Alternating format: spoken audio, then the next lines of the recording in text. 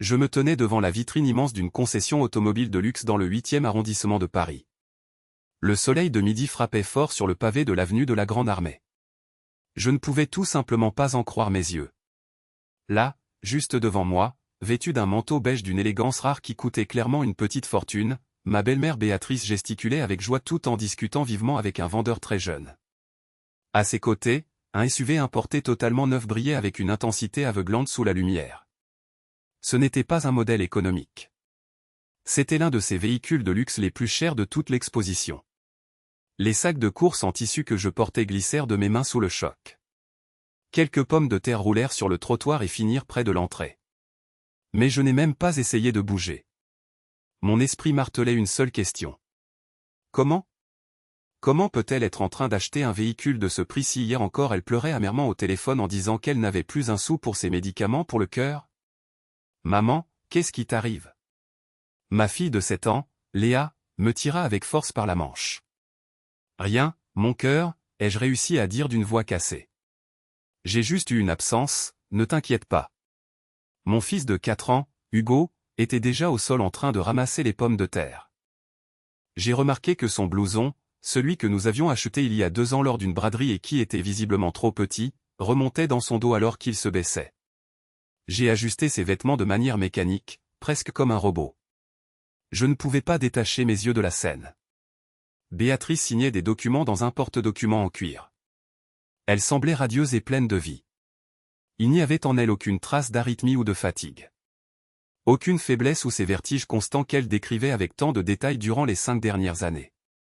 5 années entières. Durant 5 maudites années, je lui ai transféré de l'argent chaque mois sans faute. C'était 800 ou parfois 1000 euros mensuels. C'est pour les médicaments, disait-elle toujours d'une voix de victime. C'est pour les spécialistes qui coûtent cher et pour les examens que la sécurité sociale ne couvre pas totalement. Et moi, comme une idiote, j'ai cru chacun de ces mots. Maman, pourquoi on reste ici au soleil? Insista Hugo. Venez, les enfants, dépêchez-vous, on s'en va. J'ai ramassé les sacs et j'ai marché le plus vite possible pour m'éloigner. J'avais une peur terrible que Béatrice sorte et me voie. Tout le chemin de retour vers notre appartement modeste à Saint-Denis se fit en pilote automatique. Les enfants parlaient de dessins animés. Mais dans ma tête passait le film de tout ce que nous avions vécu. Je me suis souvenu comment mon mari Thomas et moi avions annulé nos vacances à la mer 3 ans de suite par manque de budget. Je me suis souvenu comment j'avais dû prendre un deuxième emploi le week-end en faisant de la comptabilité pour des petites boutiques. Je me suis souvenu comment nous avions repoussé les travaux de la chambre des enfants parce que la mère de Thomas avait eu une autre crise et avait besoin de soins d'urgence. Léa est allée à l'école l'année dernière avec un uniforme d'occasion acheté sur un site de seconde main. J'avais essayé de la convaincre que c'était mieux parce que le tissu était déjà souple. Mais la vérité est que j'ai pleuré en cachette cette nuit-là en voyant que les autres filles avaient des vêtements neufs. Et pendant tout ce temps, j'ai continué à envoyer l'argent ponctuellement. Parce qu'elle était censée être malade. Parce qu'on ne pouvait pas laisser la mère de Thomas démunie dans sa vieillesse. Thomas. Qu'est-ce que je vais dire à mon mari? Il ne va pas me croire tout de suite. Il adore sa mère plus que tout. Pour lui, cette femme est presque une sainte. Béatrice a toujours su manipuler cela. Elle rappelait sans cesse comment elle avait élevé ses 2 enfants seule. Comment elle s'était sacrifiée pour eux et comment elle était maintenant vieille, malade et seule. Seule et malade? J'ai lâché un rire amer en ouvrant la porte de la maison. Si seule qu'elle s'achète une voiture de luxe avec nos efforts. Maman, qu'est-ce qu'on mange ce soir? Demanda Léa.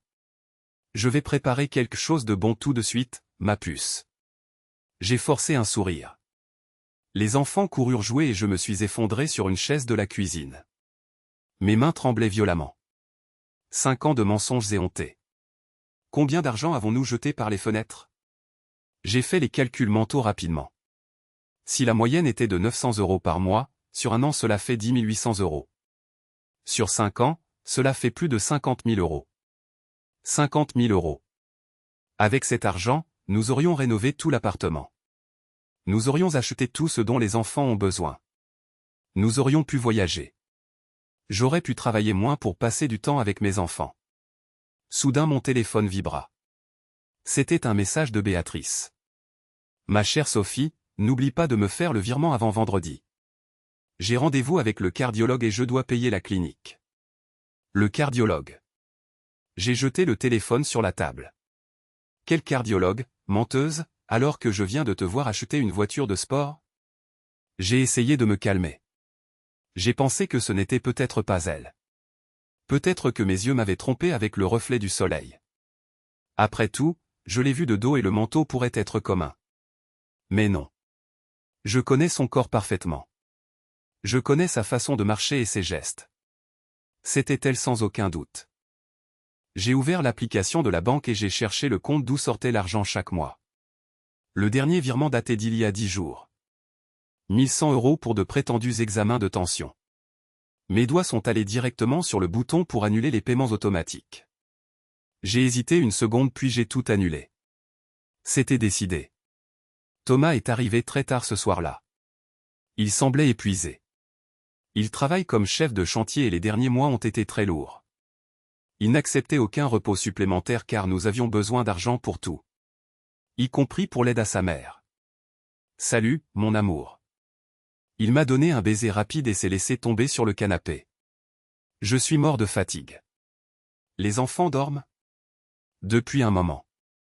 Je me suis assise près de lui. Thomas, nous devons parler de quelque chose de sérieux. Si c'est pour l'argent, la semaine prochaine j'ai une prime de chantier. Il ferma les yeux avec lourdeur. Attends un peu, s'il te plaît. Il ne s'agit pas de manque d'argent. Enfin, en part ici. J'ai dégluti. J'ai vu ta mère cet après-midi. Et alors? Il n'a même pas ouvert les yeux. Tu as parlé avec elle? Non. Je l'ai vue dans une concession de voitures de luxe. Elle achetait un SUV haut de gamme. Thomas ouvrit les yeux d'un coup et se redressa. De quoi tu parles? Ma mère achetant une voiture chère? Sophie, tu es devenue folle? Quelle voiture? Ma mère n'a pas un sou. Elle vit de sa petite retraite et de ce qu'on lui envoie. Exactement. De ce qu'on lui envoie. J'ai sorti mon téléphone et je lui ai montré le message qu'elle m'avait envoyé. Aujourd'hui même elle m'a demandé plus d'argent pour le docteur alors qu'elle signait le contrat pour la voiture. Tu es sûr que c'était elle? Absolument sûr, Thomas. Thomas se frotta le visage avec frustration. Tu as peut-être mal compris. Peut-être qu'elle demandait juste par curiosité. Thomas, je l'ai vu signer des papiers. Le vendeur lui a remis les clés en main propre. Je n'en pouvais plus et j'ai haussé le ton. Chut, tu vas réveiller les petits. Il se leva et commença à faire les 100 pas. Écoute, ce doit être un malentendu. Ce n'était peut-être pas elle. C'était elle, je te l'assure. J'ai regardé mon mari et j'ai senti une colère monter face à son manque de soutien. J'ai déjà annulé le virement programmé et je ne lui enverrai plus un centime. Tu as fait quoi? Il se tourna vers moi furieux. De quel droit tu fais ça sans m'en parler? J'en ai tout le droit. Je me suis levé aussi. Cet argent est le mien aussi parce que je me tue au travail. J'ai 2 emplois pour maintenir le luxe et les mensonges de ta mère. Elle dépense notre sueur dans une voiture neuve.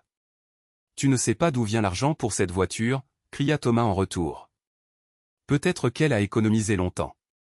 Économiser 50 000 € avec une retraite de 1 000 € par mois? Tu t'entends parler? Ma mère n'est pas une escroc, Sophie. Ça suffit.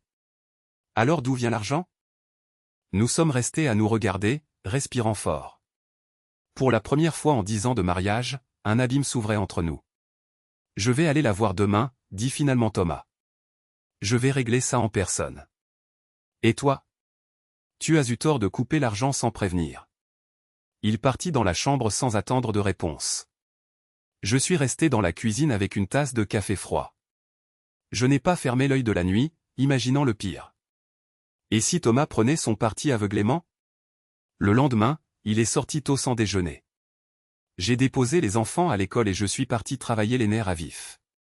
J'ai passé la journée à attendre un appel. Le téléphone sonna à 15 heures. C'était Béatrice. Sophie.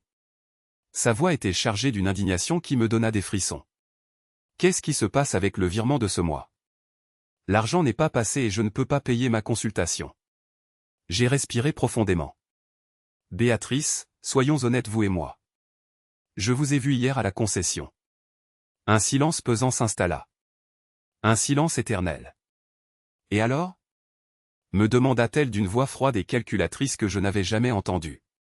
Comment ça, et alors? Vous achetiez une voiture de luxe. Mon cœur battait à 1000 à l'heure. Vous avez passé des années à dire que vous mourriez à petit feu. Que vous aviez besoin d'aide pour vos médicaments. Et maintenant vous achetez ça? Béatrice durcit le ton. N'ai-je pas le droit de dépenser mon argent comme bon me semble? Votre argent? Je n'en croyais pas mes oreilles.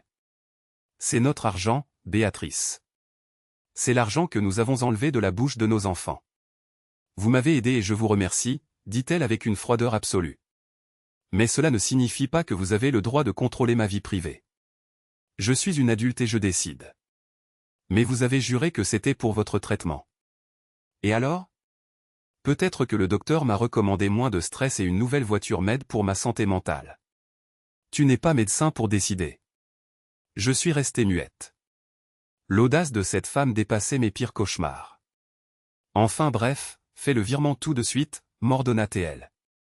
Ou je vais appeler Thomas et lui dire comment tu me traites mal. Appelez-le si vous voulez, ai-je répondu. Il sait déjà tout parce que je lui ai dit hier. Et je ne vous enverrai plus jamais un centime. Comment oses-tu, petite insolente? Elle commença à hurler au téléphone. Thomas. Tu entends comment ta femme me parle? Je me suis rendu compte que Thomas était là avec elle à ce moment-là. Maman, calme-toi s'il te plaît, j'ai entendu la voix de mon mari au loin. Sophie, on arrive à la maison dans 1 heure. Sois là. L'appel fut coupé. J'ai demandé à la voisine d'aller chercher les enfants et de les garder. Thomas et Béatrice arrivèrent à l'heure. Elle entra avec un air de victoire. Mais elle attaqua direct. Explique-moi quel droit tu as de me laisser sans médicaments. Le même droit que vous avez eu de nous tromper pendant 5 ans, ai-je dit en essayant de rester calme. Je n'ai trompé personne, cria-t-elle. Béatrice, vous avez demandé de l'argent pour un traitement de vie ou de mort et vous avez acheté un SUV de luxe. Je vous ai déjà expliqué que la voiture est pour ma santé émotionnelle. Donc vous allez parfaitement bien, ai-je conclu. Et vous n'avez plus besoin de notre aide financière. Sophie, intervint Thomas. Asseyons-nous. Je suis très calme, Thomas. Ta mère nous a pris pour des idiots. On a arrêté de voyager et de rénover. Nos enfants portent des vêtements d'occasion. Tout ça parce qu'elle avait besoin d'un traitement coûteux qui n'existait pas. Ma mère est vraiment malade, Sophie, ne dis pas ça. Thomas haussa le ton. Alors montre-moi les examens médicaux actuels, ai-je dit à Béatrice.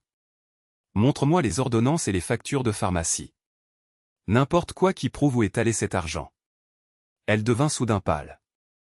C'est une insolence. Tu veux que je te rende des comptes? Je veux la vérité. Si vous avez dépensé cet argent pour votre santé, prouvez-le. C'est le minimum quand on parle de telles sommes. Quelle somme? Thomas fronça les sourcils. En 5 ans on a envoyé à ta mère plus de 50 000 euros, Thomas. 50 000 euros. On achète 2 voitures ou on donne un apport pour un appartement avec ça. Thomas devint blanc comme un linge. 50 000 euros? Fais le calcul toi-même. 1 000 euros par mois pendant 60 mois. Thomas se tourna vers sa mère. Maman, c'est vrai ce qu'elle dit? Oh Thomas, tu vas la croire elle plutôt que ta propre mère? Béatrice essaya de lui prendre la main. Elle est juste jalouse parce que j'ai pu m'acheter quelque chose de beau. Maman, arrête. Thomas retira sa main. Montre-moi les papiers du docteur. Quels papiers? Ceux pour le cœur. Thomas, tu ne fais plus confiance à ta mère? Je veux voir les documents, répéta-t-il avec une fermeté qui me surprit. Béatrice resta bouche bée. Puis son visage se transforma en un masque de haine. Ah, je comprends. Vous êtes tous les deux contre moi. Moi qui vous ai dédié ma vie. Qui t'ai élevé seul. Maman, ça suffit ce refrain. Thomas passa sa main sur son visage. Montre les documents et c'est fini. Je ne te montrerai rien, hurla-t-elle hors d'elle. C'est ma vie privée. Et vous avez l'obligation sacrée de m'aider parce que je suis ta mère. Aider est une chose différente de devenir votre banque personnelle pour vos caprices, lui ai-je dit. Comment oses-tu? Béatrice fit un pas vers moi, la main levée. Mais Thomas s'interposa. Ça suffit, maman, dit-il d'une voix basse mais autoritaire. Rentre chez toi. J'ai besoin de réfléchir. Thomas, écoute-moi. Pars, maman, s'il te plaît. Béatrice regarda son fils avec mépris. Puis elle me regarda avec une furie terrifiante. Très bien. Allez au diable tous les deux. Mais ne venez pas pleurer quand je mourrai vraiment. Elle sortit et claqua la porte si fort que les cadres vibrèrent. Nous restâmes dans un silence sépulcral. 50 000 €, murmura-t-il après un moment. Tu es sûr? Je peux te montrer chaque virement. J'ai sorti mon téléphone. Regarde. Mois après mois. Parfois 2 fois quand elle appelait en pleurant. Thomas prit le téléphone et commença à regarder l'historique. Son visage s'assombrit. Comment n'ai-je rien vu? Parce que tu lui faisais confiance, Thomas. J'ai posé ma main sur son épaule. Il me regarda avec une douleur profonde. C'est ma mère, Sophie. Comment a-t-elle pu faire ça à ses petits-enfants? Je ne sais pas, ai-je répondu. Mais elle l'a fait. Thomas s'effondra sur le canapé. Je me suis assise près de lui. J'ai besoin de temps, me dit-il finalement. Nous sommes restés là jusqu'à ce que la voisine ramène les enfants. Thomas s'enferma dans la chambre. Le soir, il sortit dans la cuisine. J'étais sur mon ordinateur. Je suis allé chez Julie, me dit-il. Julie est sa sœur cadette. Elle disait toujours qu'elle ne pouvait pas aider car elle n'avait pas d'argent. Et alors? Elle vit dans un appartement de 4 pièces tout neuf à Boulogne-Billancourt. Thomas s'assit. Elle a des meubles de designer et une voiture qui a moins d'1 an. J'ai lâché mon stylo. C'est sérieux? Sophie, je n'étais jamais allé chez elle. On se voyait toujours chez ma mère. Aujourd'hui je suis arrivé sans prévenir. Et tu sais ce qu'elle m'a avoué? Quoi? Que ma mère lui a donné l'argent pour l'apport de l'appartement il y a 3 ans. 30 000 € en liquide. J'ai senti un frisson. Donc ta mère donnait notre argent à Julie en cachette? De l'argent qu'on envoyait en pensant qu'elle était malade, compléta Thomas avec amertume. J'ai posé la question à Julie et elle a fini par tout admettre. Elle pensait que j'étais au courant. Thomas, elle ne nous a jamais donné un centime. Même quand tu as eu ton accident et que tu n'as pas travaillé pendant 3 mois.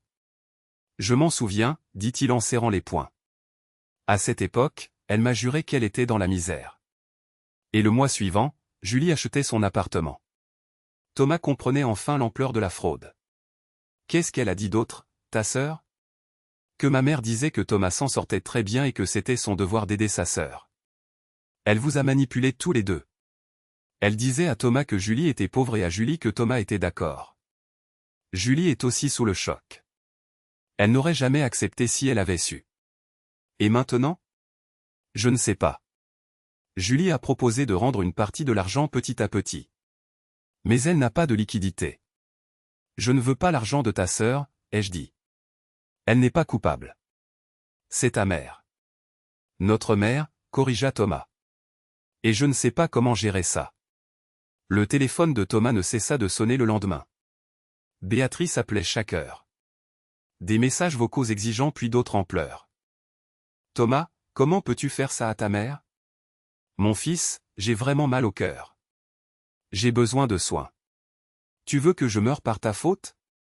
Thomas ne répondit pas. Le 3e jour, Julie m'appela. Sophie, c'est moi. Je peux te parler? Bien sûr. Je suis sorti sur le balcon. Je voulais m'excuser. Sa voix tremblait. Je ne savais pas, maman jurait que vous étiez d'accord. Julie, je ne te blâme pas, ai-je dit. Tu as aussi été une victime. Tu sais, j'ai beaucoup réfléchi. Maman a toujours été comme ça. Tu te souviens quand elle disait que notre père nous avait abandonnés? Oui. Elle disait qu'il était parti avec une autre femme. Hier je l'ai cherché sur les réseaux sociaux. Julie parlait vite. Je lui ai envoyé un message. Sophie, notre père ne nous a jamais abandonnés. C'est elle qui l'a mis à la porte. Elle a exigé le divorce et l'a menacé de ne plus voir ses enfants s'ils ne partaient pas loin. Il a essayé de se battre légalement. Mais elle a engagé un avocat véreux qui l'a fait passer pour un monstre. Je me suis appuyé contre le mur. Tu veux dire que votre père est vivant? Vivant, en bonne santé et il vit à Lyon. Toutes ces années il a essayé de nous contacter. Mais elle bloquait tout. Elle nous disait qu'on ne l'intéressait pas. Mon Dieu, fut la seule chose que je pus dire. Sophie, j'ai peur, confessa Julie en pleurant. Je me rends compte que je ne connais pas ma mère. Elle est capable de n'importe quel mensonge pour obtenir ce qu'elle veut. Après avoir raccroché, je suis resté un moment à regarder les lumières de la ville. Le puzzle était complet. Béatrice n'était pas juste une menteuse. C'était une maîtresse de la manipulation psychologique. Cette nuit-là, j'ai raconté à Thomas ce que Julie avait découvert sur leur père. Il écouta dans un silence absolu. Donc mon père ne nous a pas laissé tomber, dit-il enfin d'une voix brisée. Toutes ces années elle a juré que c'était un traître. Et je n'ai même pas essayé de le chercher. Thomas, tu n'as pas eu de faute, tu étais un enfant. Si, j'ai eu une faute, cria-t-il en se levant. J'aurais dû enquêter. Sophie, cette femme m'a volé mon père. 20 ans perdus. Il attrapa son blouson et sortit. Il revint tard dans la nuit. Je suis allé chez ma mère, me dit-il. J'ai exigé la vérité. Elle a d'abord tout nié. Puis je lui ai demandé pour la voiture. Pour l'argent de Julie. Je lui ai demandé si elle était vraiment malade. Elle m'a répondu que je suis un fils ingrat.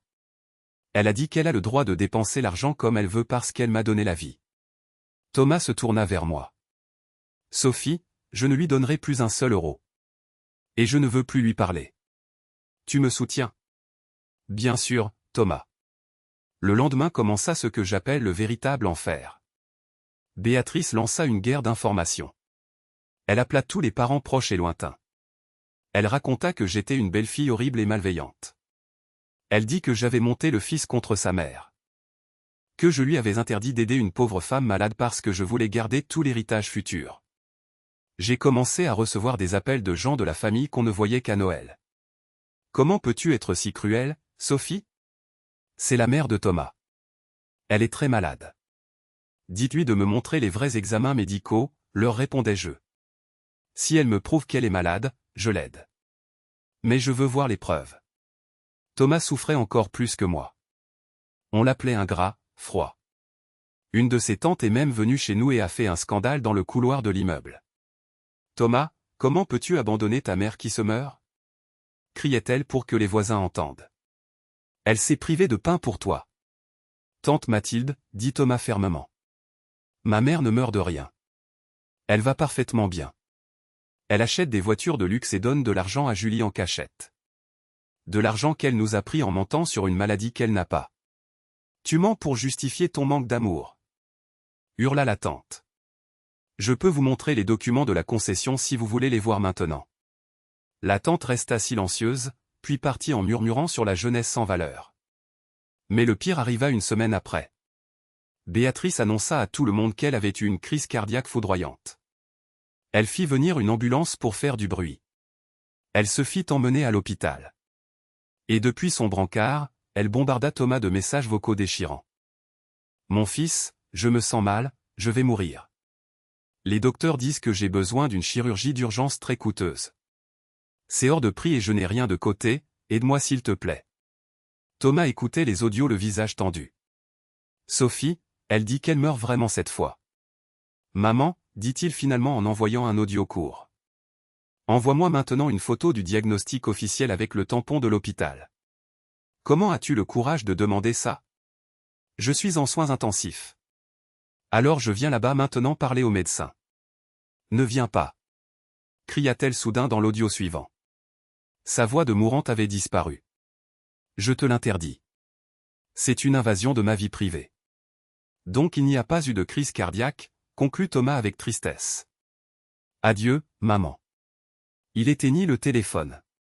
Quand Béatrice sortit de l'hôpital et rappela pour demander de l'argent, Thomas resta ferme comme un roc.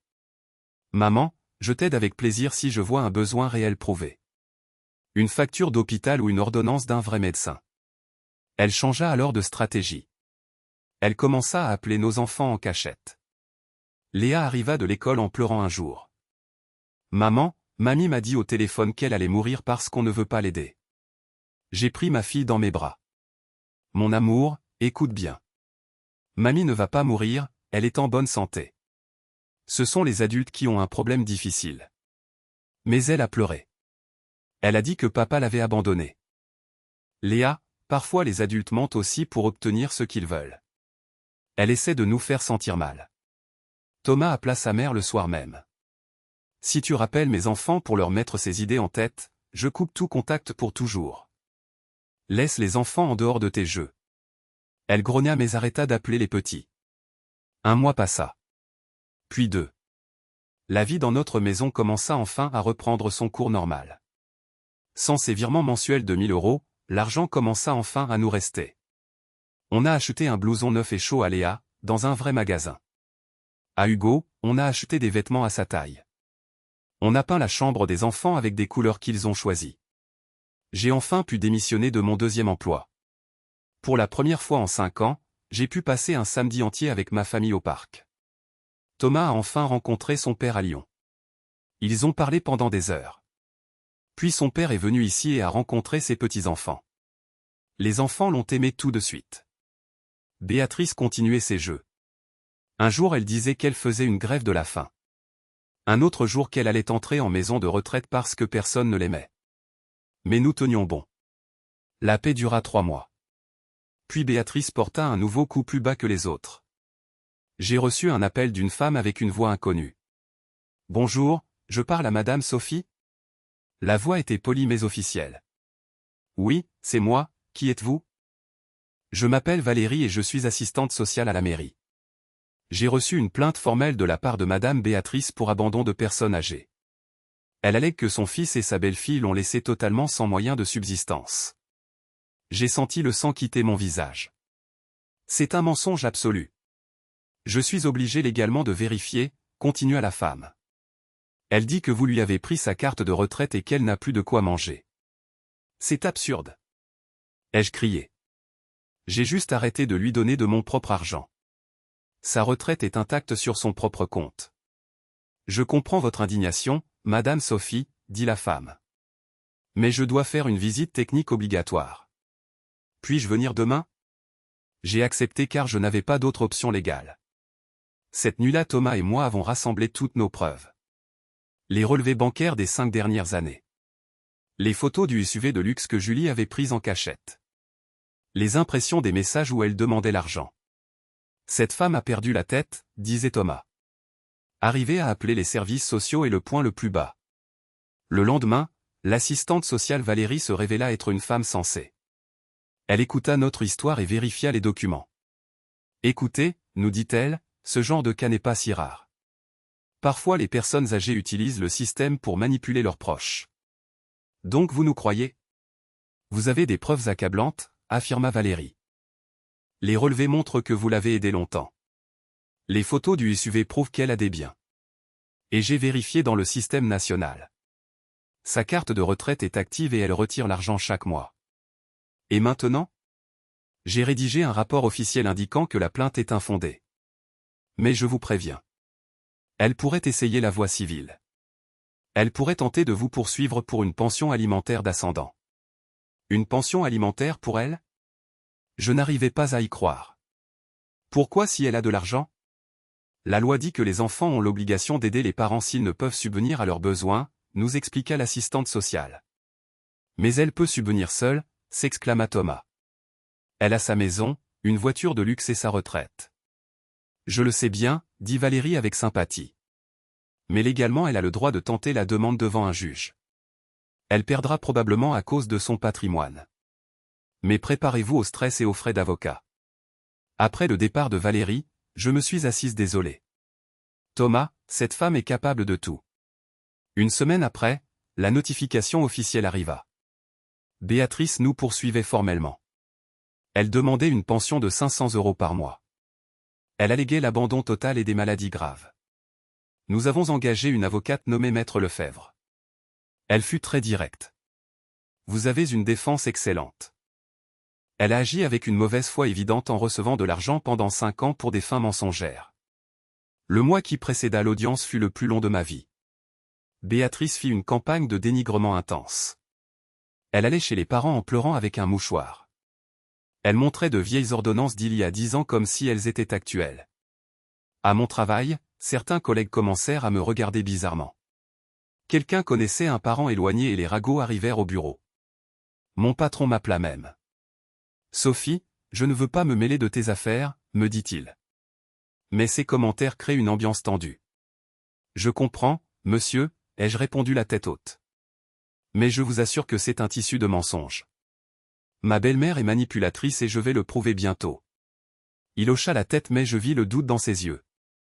Les enfants sentaient aussi cette pression. Léa ne dormait pas bien.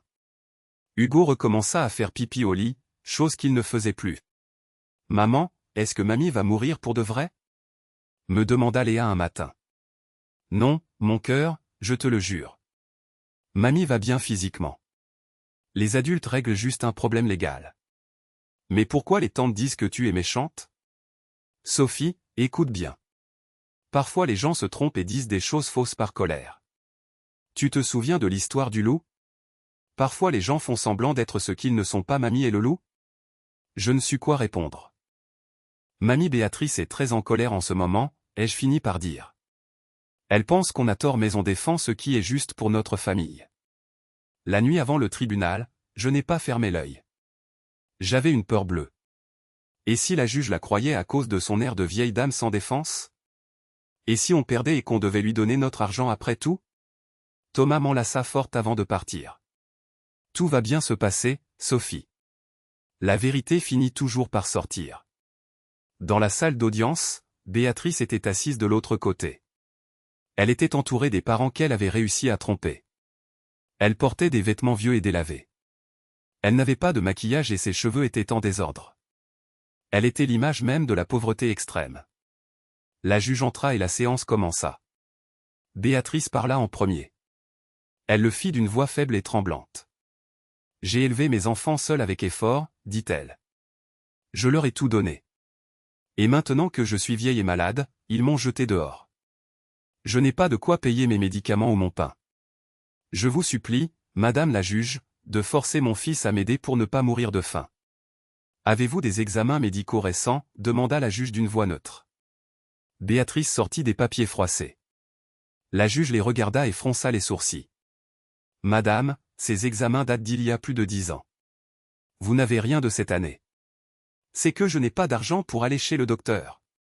S'exclama-t-elle désespérée. Cependant, dans le dossier il apparaît que vous êtes propriétaire d'un véhicule haut de gamme, nota la juge. Un SUV acheté il y a 6 mois. Béatrice resta la tête basse et bégaya nerveusement. C'était un cadeau qu'on m'a fait. Selon les registres, vous avez payé vous-même le montant total en liquide, madame. J'ai économisé avec ma retraite pendant longtemps, dit-elle sans conviction. Comment avez-vous pu économiser 50 000 € avec 1 000 € par mois ? Lui demanda la juge directement. Béatrice resta muette. Alors maître Lefebvre prit la parole. Elle fut précise. Elle montra tous les relevés avec les virements.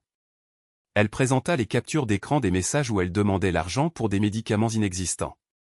Elle montra le contrat d'achat du SUV. Et elle présenta le témoignage de Julie sur l'argent de l'appartement.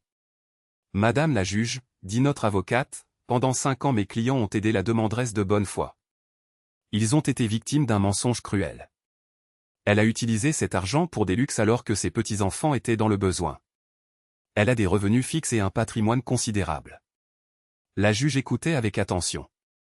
Elle posa plusieurs questions difficiles à Béatrice.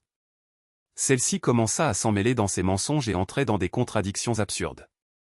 Pourquoi avez-vous dit à votre fils que vous aviez besoin d'argent pour des soins si vous l'avez utilisé pour une voiture ? Demanda la juge. Je fais ce que je veux avec l'argent que je reçois. Tenta-t-elle de se défendre en criant soudain. C'est vrai, dit la juge avec calme. Mais demander de l'argent sous le prétexte d'une maladie inexistante constitue une mauvaise foi légale, madame. C'est une affaire de famille. Hurla Béatrice hors d'elle. Ça ne l'est plus, c'est une affaire de ce tribunal, trancha la juge.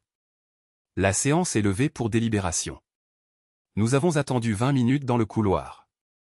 Finalement la juge revint. Après avoir analysé les faits, commença la juge d'une voix ferme, ce tribunal juge que la demande de pension alimentaire est totalement infondée. Il a été prouvé que la demanderesse possède des moyens de subsistance propres. De plus, il a été prouvé qu'elle a reçu une aide substantielle pendant des années par le mensonge sur son état de santé. La sentence fut définitive. Nous ne lui devions rien légalement. Thomas me serra dans ses bras. Enfin c'est fini, me murmura-t-il. Nous avons gagné. Béatrice sortit de la salle furieuse, sans nous regarder. Dans le couloir, Julie nous prit dans ses bras. Quelle joie que ce cauchemar soit fini, nous dit-elle. Elle a eu exactement ce qu'elle méritait. Béatrice n'essaya pas de faire appel. Elle comprit qu'elle n'avait aucune chance. Mais elle ne nous a jamais demandé pardon. 6 mois ont passé depuis ce jour au tribunal. Nous n'avons pas reparlé avec elle. Thomas a essayé d'appeler une fois mais elle n'a pas répondu. Julie nous raconte qu'elle reste la même. Elle frime avec son SUV devant les voisins et dit du mal de nous à qui veut l'entendre.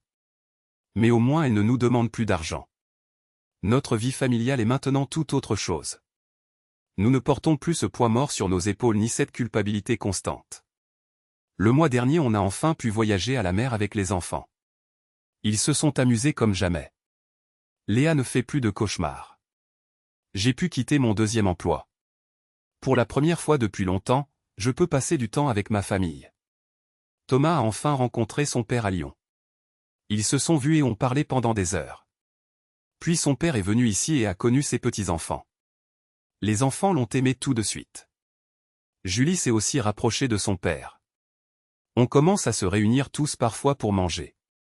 Nous étions 2 familles séparées par les mensonges d'une seule personne. Pendant ce temps, Béatrice continue. Un jour elle dit qu'elle fait une grève de la faim. Un autre jour qu'elle va aller en maison de retraite. Mais nous tenons bon. Thomas ne tombe plus dans ses pièges. Et moi je me sens libre. Je ne vis plus pour plaire à ma belle-mère ni ne me sacrifie pour des maladies imaginaires. Je vis ma propre vie. Cette paix nous est précieuse. Sais-tu Sophie, me dit Thomas hier soir, si tu ne l'avais pas vu dans cette concession ce jour-là, on serait encore en train de financer son luxe. Je continuerais à me tuer au travail et mes enfants n'auraient pas ce dont ils ont besoin. Mais je l'ai vu, lui ai-je répondu avec un sourire de paix. Et grâce à cela on a survécu et récupéré notre liberté. Il me prit la main et l'embrassa. Merci d'avoir été si forte pour nous tous quand je ne pouvais pas voir la vérité. Aujourd'hui on fait des plans normaux. On décide où aller au prochain pont ou quoi acheter aux enfants pour leur anniversaire. Ce sont les plans de quelqu'un qui est enfin maître de son destin. Et cela pour moi est la vraie définition de la paix. Béatrice n'est pas revenue mais nous avançons avec joie. On vit pour de vrai et c'est tout ce qui compte. Merci d'avoir écouté mon histoire. Si elle vous a plu, n'oubliez pas de vous abonner et de mettre un j'aime. On se voit à la prochaine histoire. Au revoir.